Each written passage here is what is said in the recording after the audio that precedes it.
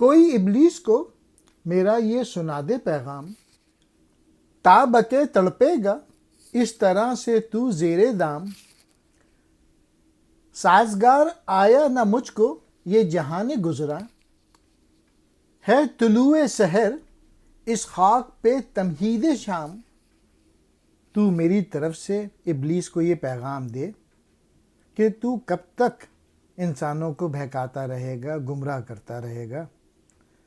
مجھے تو یہ دنیا اچھی نہیں لگتی، اس لیے اس کی صبح گویا شام کا آغاز ہے، یعنی اس کی ہر خوشی کسی غم کا آغاز بنتی ہے۔